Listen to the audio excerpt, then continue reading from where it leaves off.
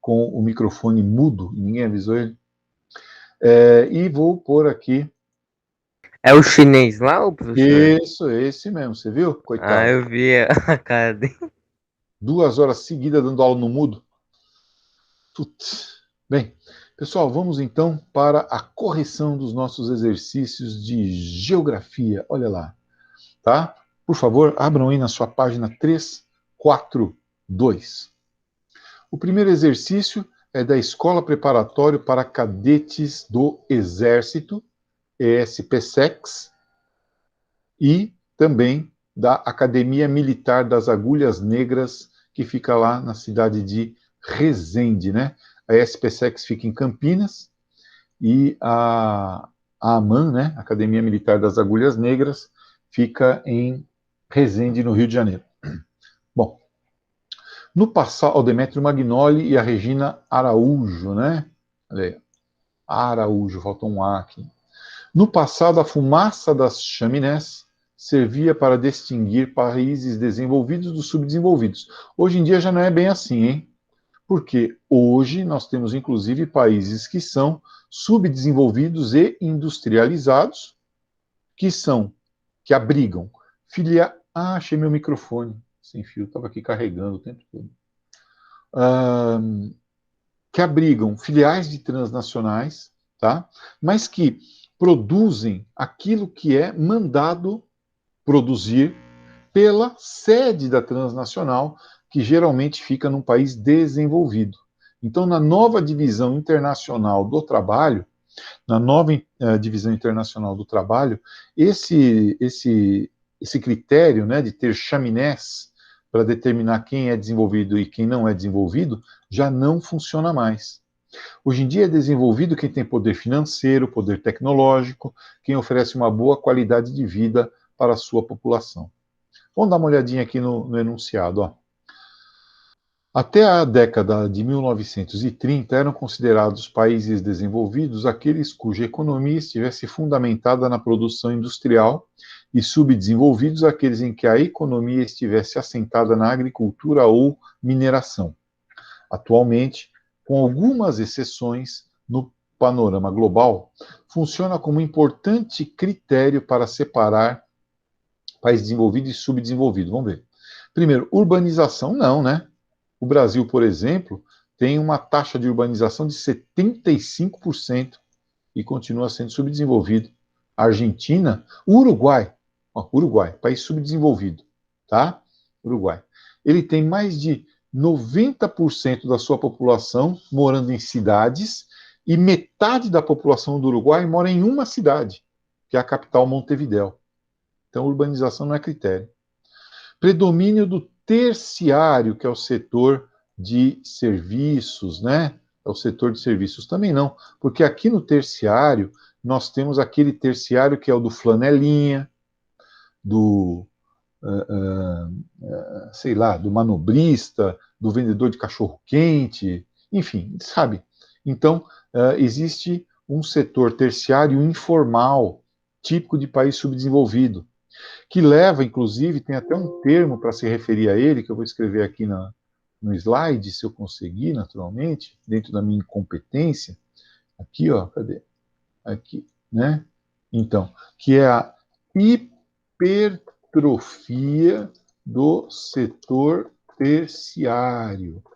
Ó, hipertrofia do setor terciário, tá, gente?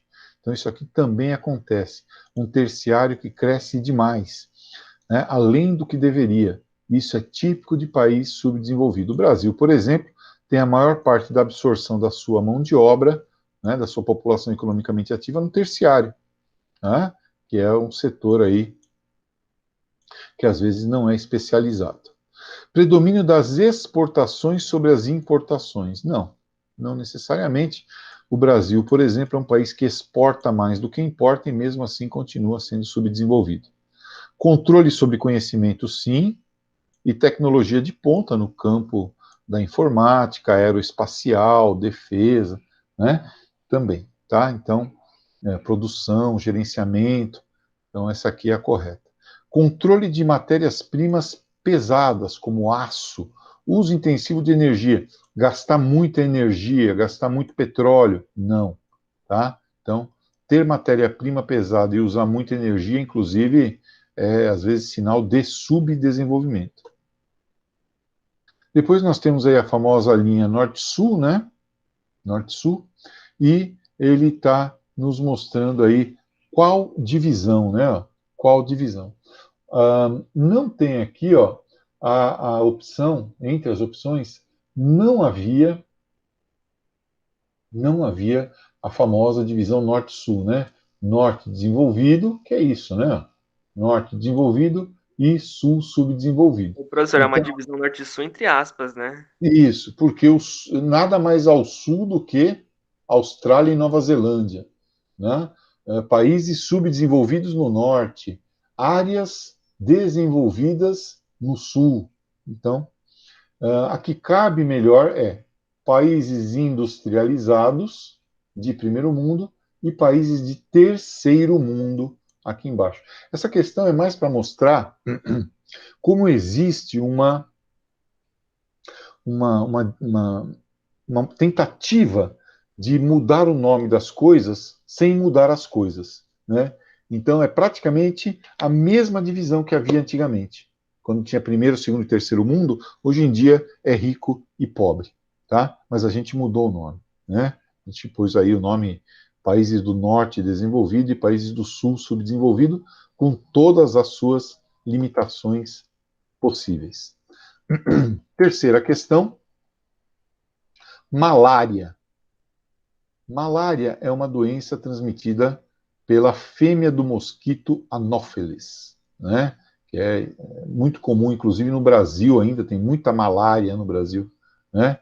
Ela dá febre, dá tremores, né?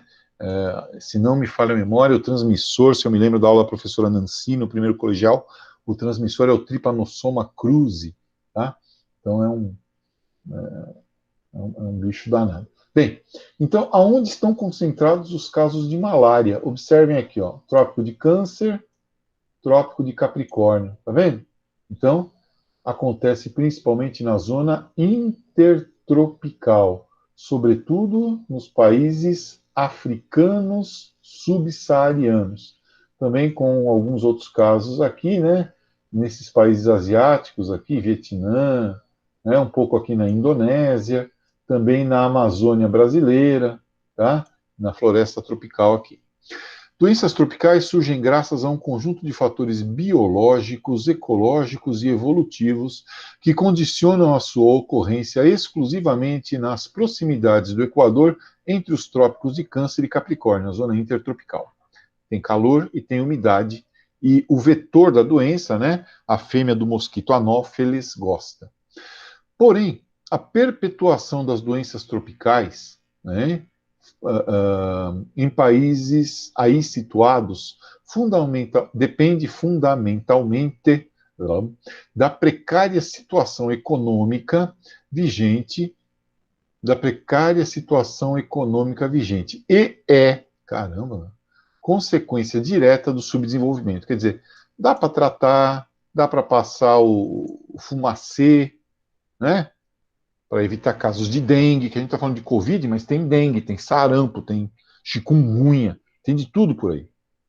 Então, se você mata o vetor, se você aposta em biotecnologia para, por exemplo, impedir que o vetor se reproduza, etc., etc., você consegue, se você introduz uma versão modificada geneticamente para que ele não propague a doença, enfim, né? Você tem solução, mas isso precisa de dinheiro, pesquisa e desenvolvimento, precisa de vontade dos governantes para fazer isso, né? Então, isso em países subdesenvolvidos é mais difícil, né? Com base no mapa e em seus conhecimentos, indique a correta. Vamos ver por que não são as outras até chegar na D aqui, ó. O recente desenvolvimento alcançado pela Índia e pela Indonésia favoreceu a erradicação da malária. Não, ó, tem malária lá, ó, tá? Médio risco, e aqui na Indonésia tem alto risco em algumas ilhas, tá? Tudo isso aqui é Indonésia, tá, gente? Tudo isso aqui é Indonésia, ó, são 17 mil ilhas. Então aí não serve, né? Não erradicou, não. Nova Guiné do lado da Indonésia, né? Isso, Nova Guiné, Papua Nova Guiné aqui em cima, né? Exato. Vamos lá. Eu gostaria de ir para Papua, sabe? É um dos lugares mais O isolados. Timor-Leste é lá também? O Timor-Leste ele fazia parte da Indonésia, tornou-se independente em 1974 de Portugal, foi dominado pela Indonésia até 99, quando conseguiu também a sua independência. Tá? E o Brasil, inclusive, está ajudando, eles falam português lá, né? O Brasil participou das forças de paz da ONU de intervenção no Timor-Leste, e agora o Brasil está ajudando na reconstrução do Timor-Leste. Por quê? Porque nós somos bonzinhos? Não, porque tem petróleo na fossa do Timor. Né? Provavelmente tem petróleo lá e nós brasileiros estamos de olho nesse petróleo. Somos espertos nesse ponto aí. Bem, o clima tropical quente e úmido permite a rápida proliferação da malária em países como Peru, Chile e Colômbia. Não, né, gente? Olha o Chile aqui, ó. Chile é essa linguicinha aqui, ó, né? Um dos países mais estreitos do mundo. No seu ponto mais largo, o país, Chile, tem 120 quilômetros de distância entre leste e oeste. Tá? Então, é um país bem, bem estreito, Chile. Então, está errado colocar Chile aqui nesse balde. Né? E o Peru, deixa eu mostrar o Peru para vocês. Ó, aqui, ó. O Peru é muito duro, né? É terrível viver lá no Peru. Então vamos ver aqui o Peru. Cadê o Peru? Olha aqui. O Peru é esse país aqui, né? Então boa parte dele também não tem, né? Porque aqui tem os Andes, né? Lembra? A altitude compensa a latitude. Então tem o deserto de Atacama, o deserto do Peru, os Andes, que impedem a proliferação. Não tem floresta tropical nesses países, tá? Então, Chile ali está errado. C. A concentração da malária no Nordeste do Brasil. Pô, falou desgraça, os caras querem pôr o Nordeste, né? Não tem malária no Nordeste. Não tem floresta lá, pô. Como que vai ter malária? É no norte do Brasil. Na África subsaariana, que é o sul aí, né? Onde tem o alto risco, nota-se alta concentração de malária, fruto da tropicalidade e da miséria da região. Né? Países de baixíssimo IDH, tá? Não tem como investir em saúde, não tem como investir em nada aí, né? E acabam tendo essa grande mancha, né, de risco de malária. D. A Amazônia brasileira, a morte por malária foi erradicada. Tá, foi sim. Esse médio risco aqui, ó, para ser gentil, né? É exagero da imprensa. Não, tá aqui. Ainda a Amazônia não foi erradicada nada. Tá? Continua aí tendo malária na Amazônia. Certo? Por isso a alternativa D. Bem, agora vocês que são pessoas maravilhosas vão ter mais paciência comigo, porque já está na hora, já são 11h22, já está na hora da aula de história, de qualquer maneira. Então vamos começar o nosso encontro de história, lembrando que nós estamos fazendo aquela retomada de conteúdo, e hoje nós vamos discutir com vocês o período joanino. Assim, aqui. Aula 6970, página 342 do caderno 4, lá do primeiro colegial. Vamos entender melhor, então, o período joanino. Vimos Congresso de Viena, com as mudanças que vão levar para a Europa do século XIX. Vimos independência da América Hispânica, que levou à formação dos países aqui do nosso entorno. E agora vamos ver o período joanino, também, né, uma mudança causada a vinda da família real portuguesa para o Brasil por conta da invasão. Tá compartilhando com vocês? Tá compartilhando sim, professor. Ah, tá. Qual é a alternativa da 2? Espera aí, que eu não lembro. Alguém pode falar aí? Que eu fechei a apresentação. Deixa eu ver se eu acho aqui. Monique.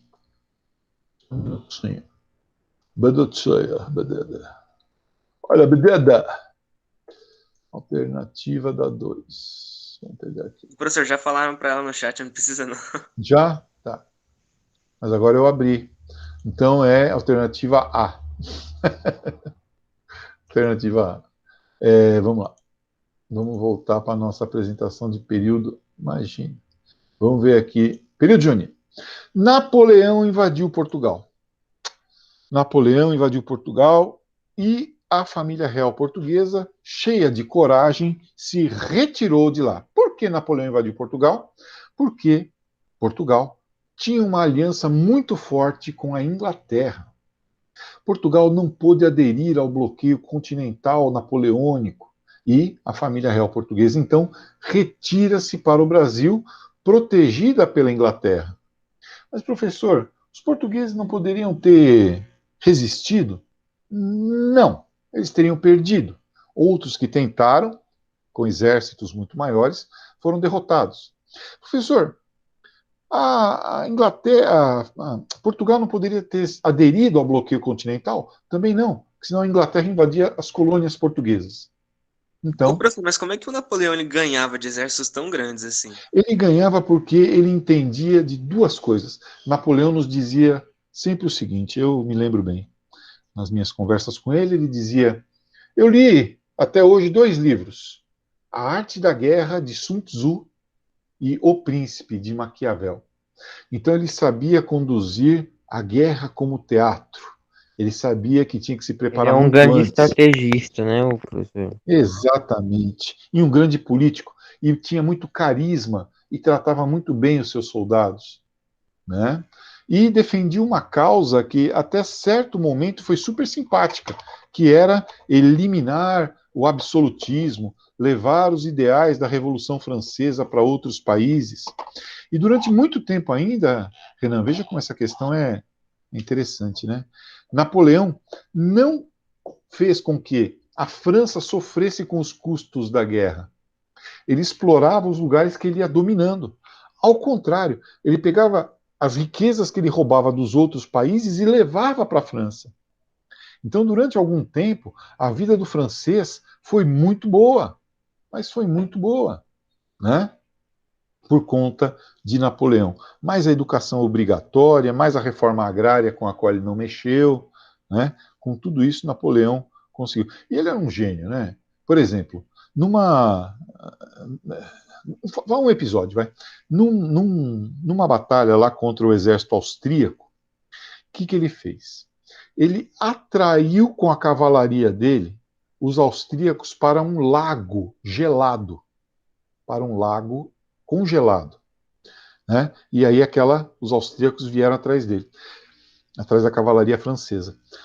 Em torno desse lago, do lado francês, tinha árvores, e atrás das árvores, Napoleão colocou artilharia, canhões.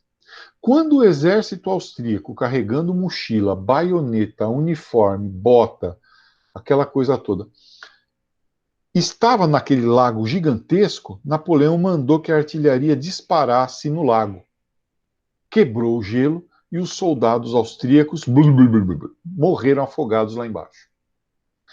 Outra coisa, então essa foi uma vitória. Napoleão uma vez teve que tomar um navio, e o navio também estava num porto lá do Mar Báltico congelado. Ele fez uma carga de cavalaria contra o navio. Foi a primeira vez e única que a cavalaria tomou um navio. Os soldados de Napoleão, presta atenção no que eu vou falar. Naquela época, os soldados marchavam 90 passos por minuto.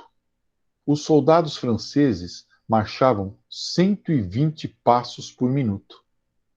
Hoje em dia, esse é o padrão para o exército norte-americano, 120 passos por minuto. Até hoje, o exército brasileiro marcha 100 passos por minuto. Então, o exército napoleônico se movia muito mais rápido do que os seus inimigos. Tá? Então, ele procurava sempre dominar o melhor terreno. Tá? Dessa maneira, ele acabava tendo vitórias sobre grupos muito maiores de soldados. Né? Então, era um gênio, né? Professor, Era um mas gênio. se usou tanta estratégia assim, o que aconteceu para ocorrer essa decadência dele no final? Chega um momento em que, por exemplo, na Espanha, Napoleão teve que ser muito cruel, muito violento, tá? E aquela ideia de que os franceses eram libertadores, que eles defendiam uma certa causa específica, foi por terra. Eles perderam aquela aura de heroísmo. O segundo ponto é que a Inglaterra, ela manteve o seu poderio industrial praticamente intocado, vendendo seus produtos fora da Europa, como aqui para o Brasil, por exemplo. Não é à toa que uma das primeiras ações de Dom João VI foi a abertura dos portos às nações amigas. Então, todo aquele potencial industrial da Inglaterra se reflete, se reverte em armas e navios contra os quais, no final das contas, na guerra de longo prazo, Napoleão acaba perdendo. E o terceiro ponto, esse que eu queria destacar mais. Tudo isso que eu contei para você aconteceu na Europa Ocidental e Central, até ali na Alemanha, na Polônia, mais ou menos.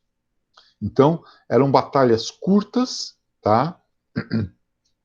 Em que a defesa, do lado oposto, estava postada de frente para mim. Napoleão começa a perder quando ele vai invadir a Rússia. Meu irmão. Quando a Rússia adota o conceito de defesa profunda. Os russos não dão combate a Napoleão. Eles vão se retirando e vão queimando no caminho tudo que pudesse servir como abrigo ou alimento para as tropas napoleônicas.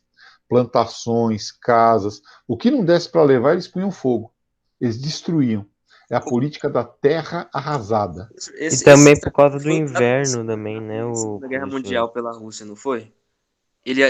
Os socialistas, eles pegaram e recuaram, e Isso. os alemães, eles morreram no inverno, né, da Rússia. Mesma coisa. Aí vem o inverno russo. Meu filho, Napoleão chega em Moscou, mas os russos já não estão mais lá. Os russos só deixaram sabotadores em Moscou, escondidos, para pôr fogo. Que Moscou, naquela época, era praticamente uma cidade toda feita de madeira no século XIX. E eles põem fogo em Moscou com os franceses lá dentro. E Napoleão tem que se retirar da Rússia sob um inverno de 40 graus negativos, sem que seus soldados estivessem preparados para isso. Além disso, as linhas de abastecimento de Napoleão eram extremamente delgadas, finas, tá? Eram longas, era difícil você levar arma, munição, cavalo, agasalho. Contei para vocês os botões dos soldados, né, do casaco dos soldados, que eram de estanho, que se desfaz a 10 graus negativos. Tá?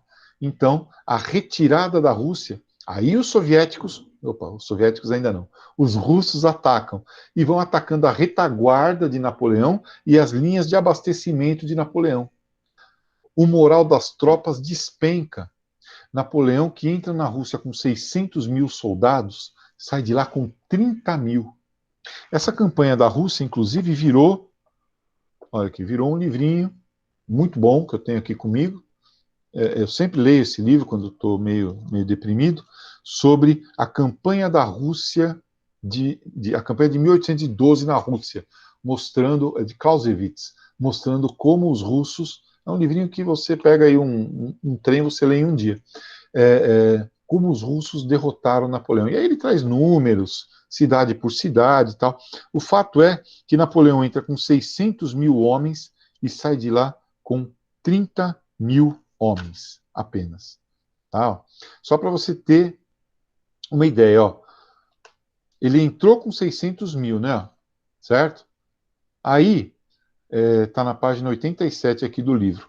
Ele chega ele entrou com 600 mil, ele chegou em Moscou com 103 mil. Quer dizer, Napoleão perdeu só na ida 500 mil homens. Quando ele se retirou,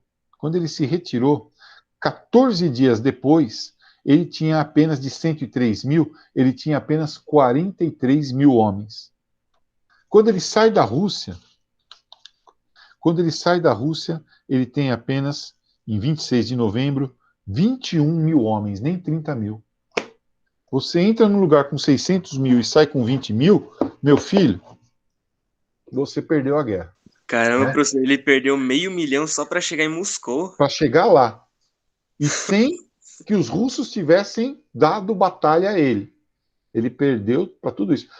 E vou lembrar, já que vocês falaram de Segunda Guerra Mundial, o problema é que depois da neve, como disse Napoleão, né? Depois da neve vem a lama. Depois da neve vem a lama, né? Porque a neve derrete, vira lama, e aí o cavalo atola, a carroça atola, o exército atola. Os blindados de Hitler atolaram, né? Então, há mais o problema da primavera russa, que também é impiedosa, tá? Com quem tem veículos pesados em áreas de estrada rural ou sem estradas para deslocar tropas e abastecimento. Vocês me tiraram totalmente da aula, né? Puta que pariu. Né? Bem, mas agora vamos voltar. Então a família real, por tudo isso, vem para o Brasil, vem à noite, vem fugindo, né? Então vem a família real inteira e mais aí uns 15 mil cortesãos, tá? Aqui é a cena deles embarcando em Lisboa, né? Acossados pelas tropas francesas, né? Aí, em 1807, então, eles vêm para cá, tá? Em 1807 eles vêm para cá. O caminho aqui para o Brasil é uma viagem extremamente insegura, porque eles estavam com medo da marinha francesa vir para cima deles, e teve tempestade no meio do caminho. Só para vocês terem uma ideia, a frota se separou, né? Para vocês terem uma ideia, Dom João VI, ele vai desembarcar em Salvador. E a esposa dele, Carlota Joaquina, eles viajavam em navios diferentes, né, naturalmente, porque se afunda um navio, morre a família real inteira, não pode, né? Então eles viajam em navios diferentes. É que nem rico, né, que viaja cada um num voo, né? Se cai o avião, não morre a família inteira. Bom, não é que nem eu que vou na BRA, né? Vai a família inteira lá. Bem, enfim.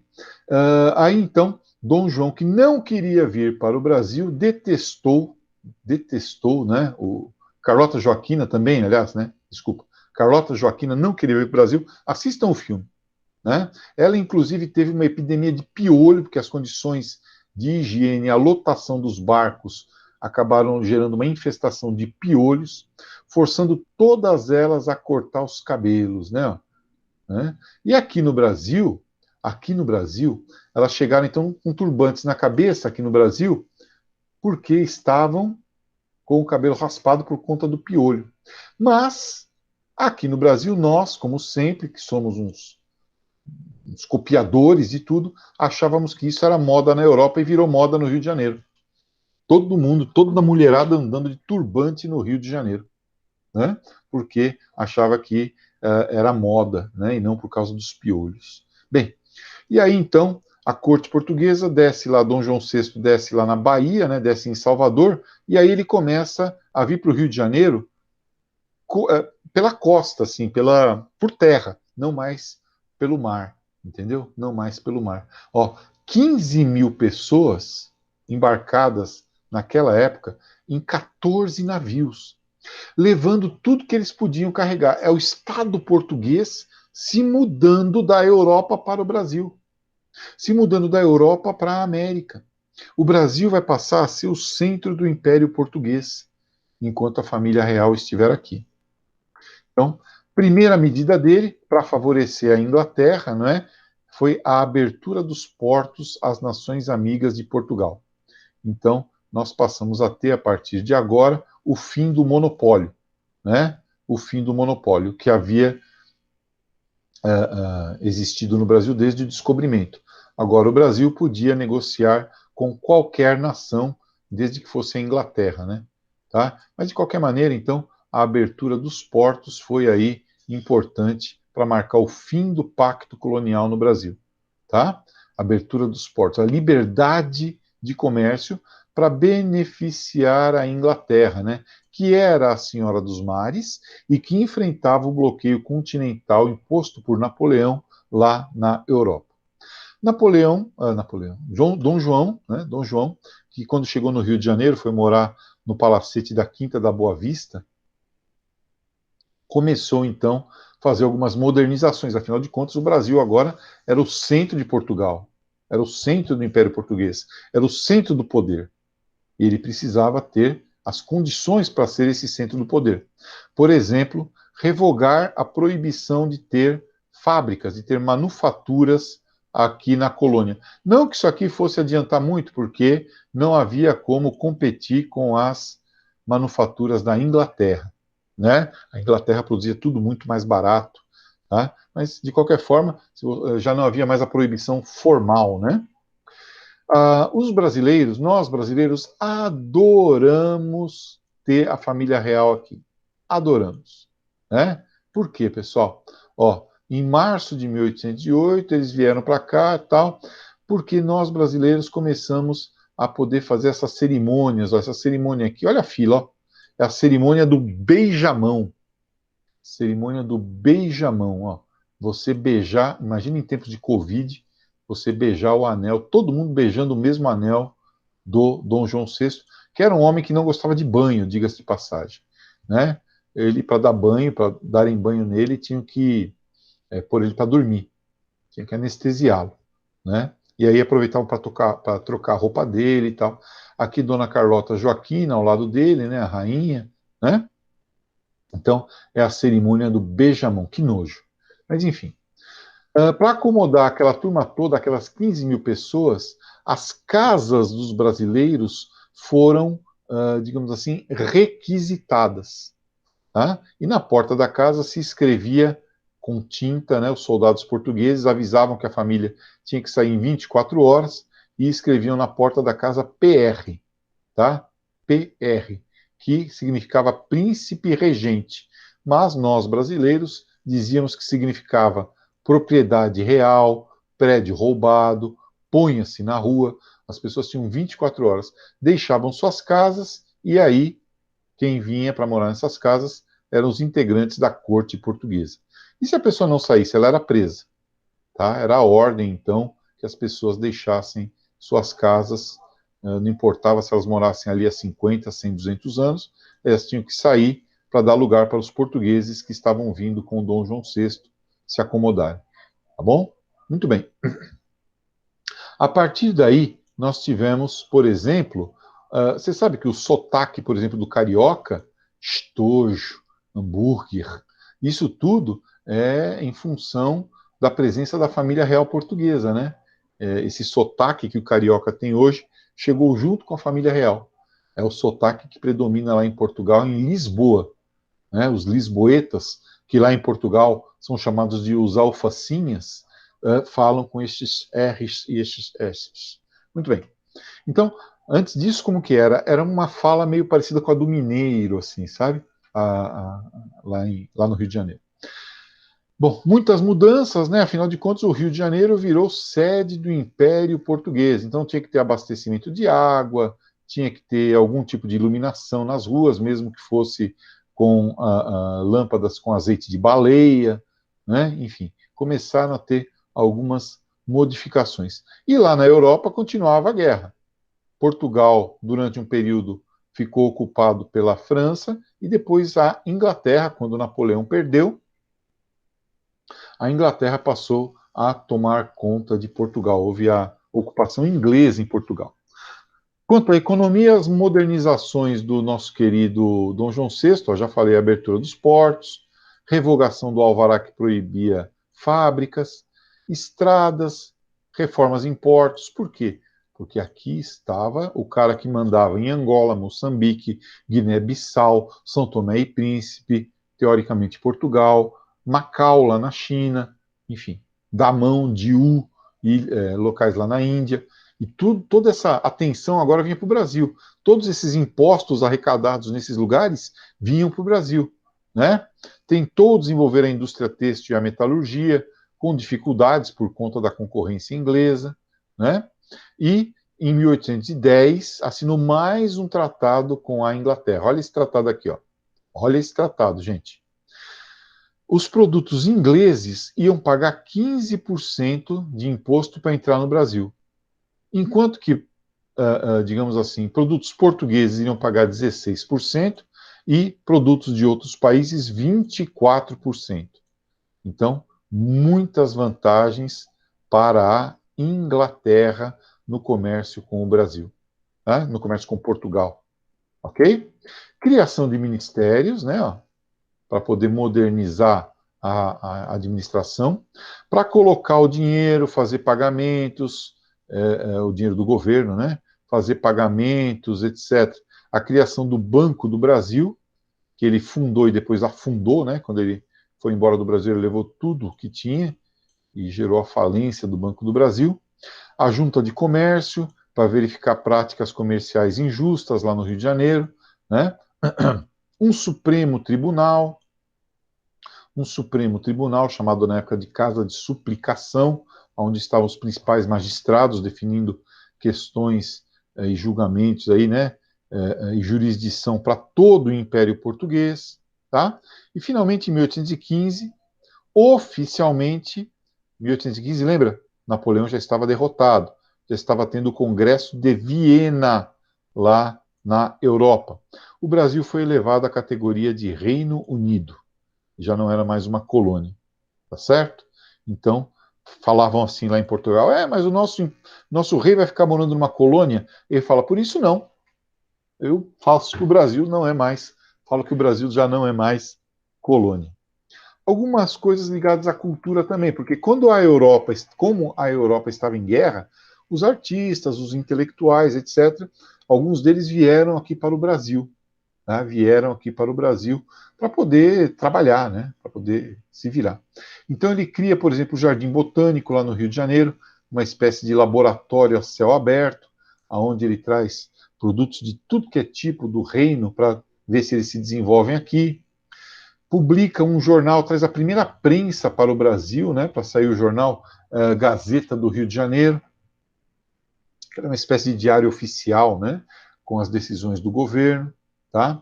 Traz a missão francesa com o Debré, né, com o Tonet, essa turma toda para o Brasil, para pintar aqui como eram as coisas brasileiras.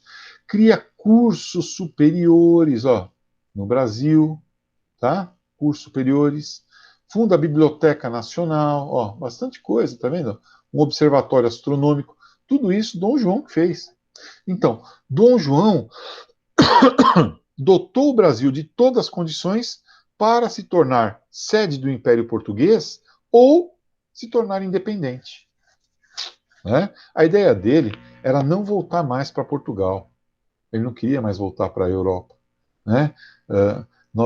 A ideia já é antiga da geopolítica portuguesa. Portugal iria então dominar o Brasil do lado de cá do Atlântico, né? Portugal do lado de lá do Atlântico Norte e Angola, Moçambique, etc., do lado de cá no Atlântico Oriental Sul. Assim, Portugal teria todo o domínio do Oceano Atlântico nas suas mãos. É a monarquia atlântica portuguesa. Tá? Então, Dom João queria a concretização desse projeto geopolítico, só que isso não ocorreu. Né? Ele tentou desenvolver o Brasil. Tá? Aqui o Jardim Botânico, quando vocês viajarem lá, essas chamadas palmeiras imperiais aqui do Jardim Botânico do Rio de Janeiro, o tamanho do carinha aqui, e o tamanho da palmeira, foram plantadas por Dom João. Foram plantadas por Dom João VI. Aqui é o projeto do Jardim Botânico, né? Então foi tudo ele que fez, né? A Gazeta do Rio de Janeiro, como eu havia dito, usada como diário oficial, né? Bem, aqui é uma pintura do Jean-Baptiste Debré, né? Da missão artística francesa, mostrando aí como era a vida no Brasil daquela época, os melhores retratos da vida no Brasil daquela época. A mãe de Dom João VI, Dona Maria I, vírgula, a louca, morre em 1816. E ele, então, de príncipe regente Dom João, torna-se Dom João VI. Tá? A gente vê Dom João VI como um cara porco, um cara que comia 6 frangos assados por dia, que carregava o frango assado no bolso e ia comendo. Tudo isso é verdade. Mas ele também foi um grande administrador. E foi um cara que, numa época em que muitos reis tidos como mais espertos morreram, né, ele conseguiu não apenas sobreviver, mas garantir que o filho dele, Dom Pedro, herdasse a coroa dele. Né? certo? Enfrentou também uma revolução lá em Pernambuco, né? A Revolução Pernambucana de 1817, não confundir com a Confederação do Equador, que também foi em Pernambuco, foi em 1824, e a ideia era que houvesse, né, uma liberdade de comércio e uma igualdade de comércio no Brasil, porque os portugueses no Brasil tinham muito mais vantagem do que os brasileiros. E os brasileiros ficavam prostitutos da vida com isso, né? Então explodiu aí a Revolução Pernambucana, tá? Por conta também de uma seca muito grave que aconteceu lá em Pernambuco nessa época, por conta, né, do declínio nas exportações de açúcar e algodão, porque o Sudeste estava mandando mais no Brasil do que o Nordeste, tá? E essa situação vinha piorando, tá certo? Aqui, ó, a Grande Seca de 1816 e 1817, ou 15 e 16, desculpa, né? Essa situação, esse acúmulo de tensões determina então a Revolução Pernambucana, que foi, essa era a bandeira, né? Que aliás é a bandeira de Pernambuco hoje em dia, foi enfrentada com extrema violência por Dom João VI, né?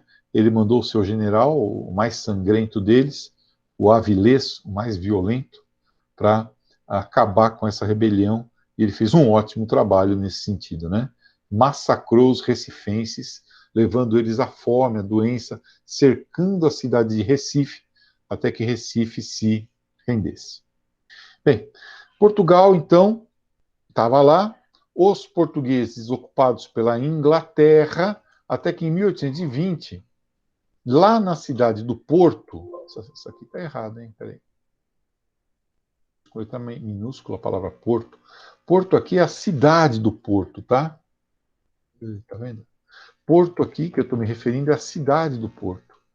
Então, lá na cidade do Porto, né, houve uma revolução. E essa revolução exigiu a volta de Dom João VI. Caso contrário, ele perderia o trono. Aí ele ficou dividido de novo, né? E ele, ao chegar em Portugal, teria que assinar uma constituição, tá? Que Portugal até então não tinha constituição, certo? Além disso, tudo, ele deixaria de ser um rei absoluto, que escolhe, por exemplo, seus próprios assessores. Ele teria que aceitar, que 12 assessores fossem indicados pelos revolucionários. Então, diante desse impasse, Dom João fez o seguinte: voltou e deixou como regente aqui no Brasil o filho dele, que depois viria a ser Dom Pedro I, tá? E disse para o filho: Pedro, meu filho, se é para o Brasil se tornar independente, que seja pelas tuas mãos que me há de respeitar, e não pelas mãos de um aventureiro qualquer. Aí ele volta lá com a Carlota Joaquina, dizem que no fim, inclusive, quando Carlota Joaquina, esposa dele, que o traía, né? Assistam o filme, Carlota Joaquina. Quando ela embarcou de volta para Portugal, que ela entrou no navio, ela pegou o sapato dela e bateu assim no navio para sair qualquer grãozinho de areia. Ela disse assim: não quero levar nem um maldito grão de areia desta terra do Brasil. Mas o ouro, a prata, tudo isso eles sempre quiseram, né? Mas enfim, voltou para lá. Outras duas coisas que Dom João VI fez, né? Invadiu o Uruguai, que virou a província cisplatina, que depois o filho dele iria perder, e invadiu a Guiana Francesa, para se vingar de Napoleão, que tinha invadido Portugal. Quando Napoleão foi derrotado, por ordem do Congresso de Viena, Dom João VI ordenou também a retirada das tropas portuguesas lá da Guiana Francesa. Tá bom? Então ele volta para Portugal, né? A família portuguesa aqui, né, chegando ao Rio e depois voltando para Portugal e levando com ele todo o meio circulante de ouro e prata do Banco do Brasil e deixando o Brasil numa miséria desgraçada e pronto para a independência, com o seu filho, Dom Pedro, assumindo o lugar como regente. E aí nós já vamos entrar na dinâmica da nossa próxima aula, que será a aula sobre a independência do Brasil. Com a volta de Dom João VI, então, nós temos aí o fim do período joanino, tá? Nosso próximo encontro de história, que vai acontecer na sexta que vem, né? Sexta que vem, sei lá. Nós vamos ver então a independência do Brasil e aí zerar o caderno 4 e retomar o caderno 5. O nome do filme é Carlota Joaquina. Carlota Joaquina. A diretora chama-se Carla Camurati. Carla Camurati. É um filme bacana. Podem assistir, vale a pena. É meio na comédia e tal. Vale a pena assistir, tá bom? Carlota Joaquina. Tudo bem, pessoal? Mais alguma perguntinha? Tudo tranquilo? Então, bom carnaval. Aguardem a lista aí de quem vai assistir a aula presencial, quem se quiser, na quinta-feira. Os demais vão assistir em casa normalmente. Tchau, tchau e namastê. Tchau, professor. Obrigado pela sua aula, professor. Tchau, tchau. Tchau, Valeu, professor. gente. Fiquem com Deus.